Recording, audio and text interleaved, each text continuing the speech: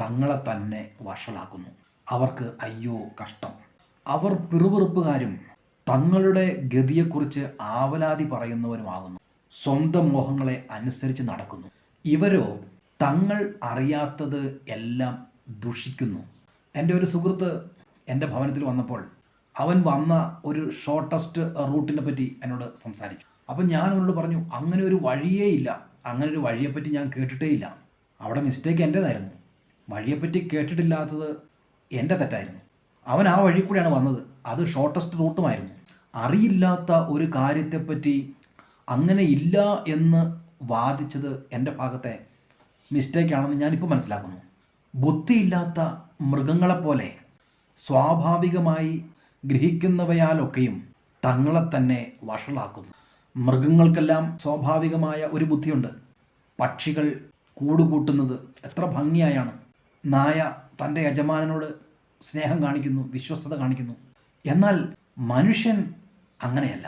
അവൻ ദൈവത്തിൻ്റെ ഛായയിലും സാദൃശ്യത്തിലും സൃഷ്ടിക്കപ്പെട്ടവനാകയാൽ, ആത്മാവിനാൽ പ്രചോദിതനായി ജീവിക്കുന്നവനാകയാൽ അവൻ അപാരമായ കഴിവുകളുള്ള ഒരു വ്യക്തിയാണ്. മറ്റൊരു വിധത്തിൽ പറഞ്ഞാൽ, ദൈവത്തിൻ്റെ ആത്മാവിനാൽ നയിക്കപ്പെടാത്ത മനുഷ്യൻ മൃഗതുല്യമായ ജീവിതമാണ് നയിക്കുന്നത്. അവർ പിറുപിറുപ്പുകാരും തങ്ങളുടെ ഗതിയെക്കുറിച്ച് ആവലാതി പറയുന്നവരുമായി സ്വന്തം മോഹങ്ങളെ അനുസരിച്ച് നടക്കുന്നു. മൃഗങ്ങൾ അങ്ങനെയാണ്. സ്വന്തം ഇഷ്ടം, സ്വന്തം ആഗ്രഹം. അവിടെ ഇരുന്ന് എന്തെങ്കിലും ഭക്ഷണം കഴിച്ചുകൊണ്ടിരിക്കുകയായിരിക്കും ഒരു മൃഗം. പെട്ടെന്ന് അതിൻ്റെ മുമ്പിലൂടെ മറ്റെന്തെങ്കിലും ഒരു ജീവി ഓടിപ്പോയാൽ ഈ ഭക്ഷണം അവിടെ ഇട്ടിട്ട് ആ കാണുന്ന മൃഗത്തിൻ്റെ പുറകെ ഓടിപ്പോകും. ഏകാഗ്രതയോടെ ഒരു കാര്യത്തിൽ സമയം ചിലവഴിക്കാൻ മനുഷ്യന് മാത്രമേ പറ്റത്തുള്ളൂ.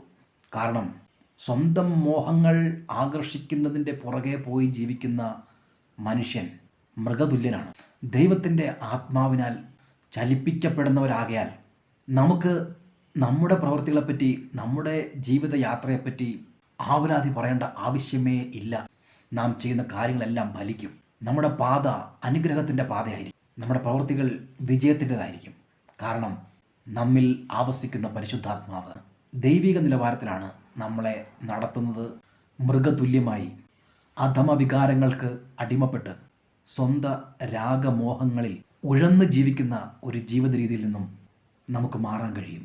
ദൈവത്തിൻ്റെ വചനം അനുസരിച്ച് കർത്താവായ യേശു ക്രിസ്തുവിനെ മാതൃകയാക്കി പരിശുദ്ധാത്മാവ് നമ്മളെ നയിക്കുന്നതനുസരിച്ച് ജീവിക്കുമ്പോൾ ഉയർന്ന നിലവാരത്തിൽ നമുക്ക് എല്ലാ കാര്യങ്ങളും ചെയ്ത് വിജയിക്കുവാൻ സാധിക്കും.